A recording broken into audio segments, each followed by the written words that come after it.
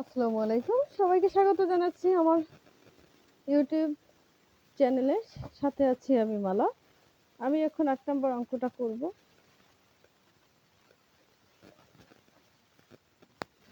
৮ নম্বর অঙ্কে আমার বলছে বার্ষিক শতকরা ১০ টাকা মুনাফায় ৫,০০০ টাকা ৩ বছরের সরল মুনাফা ও চক্রবৃদ্ধি মুনাফার পার্থক্য নির্ণয় করো। আমাদের একটা সরল মুনাফা চেয়েছে, আমার অন্যটি চক্রবৃদ্ধি মুনাফা চেয়েছে। তাহলে আমি সরল মুনাফা বের করে নিব আগে। লিখতে পারি সমাধান। অঙ্কটা এখন সমাধান করব। তো দেওয়া আছে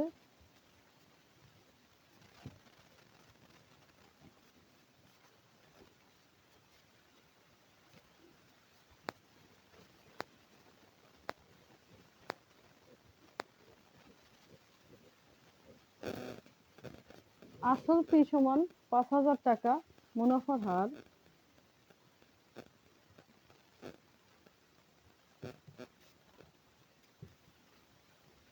আর সমান সমান ১০%, সময় বা বছর সময় এন সমান সমান ৩ বছর। তাহলে আমি এখন সরল মুনাফা যেহেতু বের করব, তো আমি লিখতে পারি আমরা জানি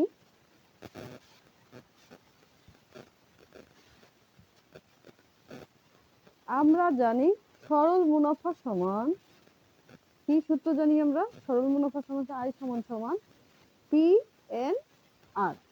এখন দেখেন যে আমাদের মুনাফা কিন্তু চেয়েছে, তার মানে মুনাফা দেওয়া নেই। পি আসল সমান সমান আমাদের ৫,০০০ টাকা, সময় এন সমান সমান ৩ বছর, আর ১০%, যেটা উপরে ১০ নিচে ১০০, এভাবে সাজালাম।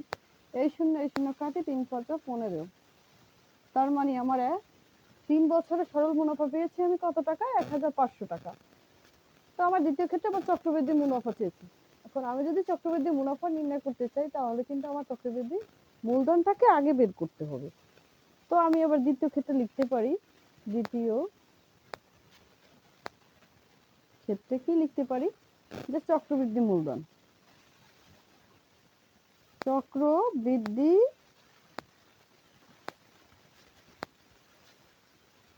মূলধন সি সমান সমান পি ইন্টু ১ যোগ আর এন। এখন দেখেন সূত্র, কিন্তু এটা আমরা সূত্র দিয়ে করছি। তা পি আমার কত টাকা? আসল আছে ৫,০০০ টাকা, ১ আর আছে উপরে ১০ নিচে ১০০, ১০/১০০, সময় ৩ বছর। তাহলে এখানে কত? ৫,০০০, এখানে থাকবে কত? এখানে হবে ১ এবং এটাকে ভাগ করলে হবে ১.১, এটা ৩। আমি অঙ্কটা সরাসরি করে ফেললাম, বড় করলাম না। তো এটাকে যদি মান বের করি, আসে কত? আমার ৫,০০০ গুণন এটাকে মান বসলে আসবে ১.৩৩১, এবং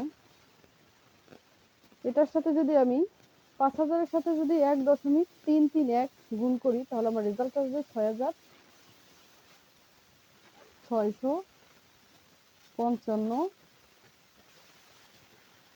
টাকা। তাহলে আমি চক্রবৃদ্ধি মূলধন পেয়েছি কত? আমার ৬,৬৫৫ টাকা।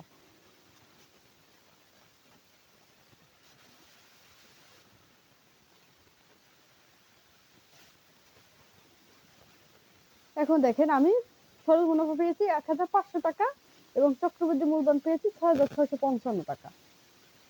কথা হলো এই চক্রবৃদ্ধি সি এর সাথে কিন্তু আসলের সাথে মুনাফাটা যোগ করে মূলধন বের হয়েছে।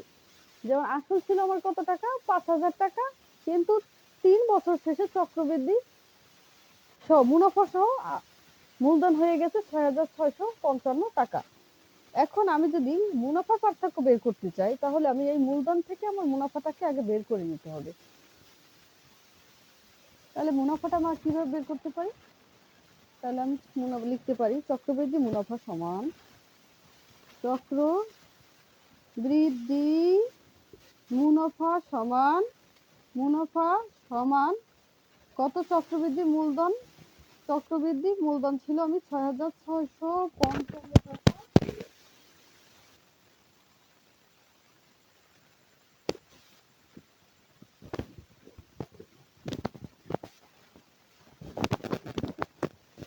আমার দ্বিতীয় ক্ষেত্রে কি পেয়েছি, চক্রবৃদ্ধি মূলধন পেয়েছিলাম আমি 6,655 টাকা।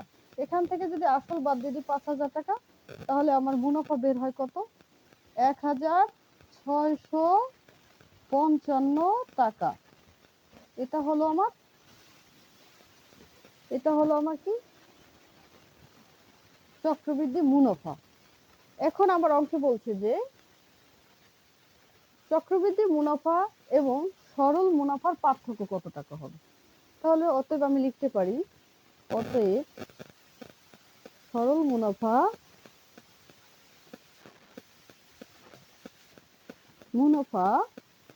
ও চক্রবৃদ্ধি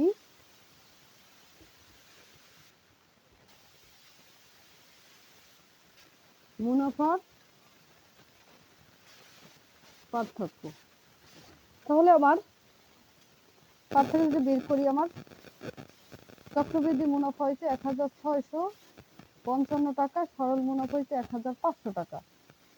1,655 টাকা থেকে যদি 1,500 টাকা বাদ দিই তাহলে 155 টাকা। তাহলে আমার পার্থক্য পেয়েছি কত, 155 টাকা। অতএব লিখতে পারি উত্তর, সরল মুনাফা ও চক্রবৃদ্ধি মুনাফার পার্থক্য 155 টাকা।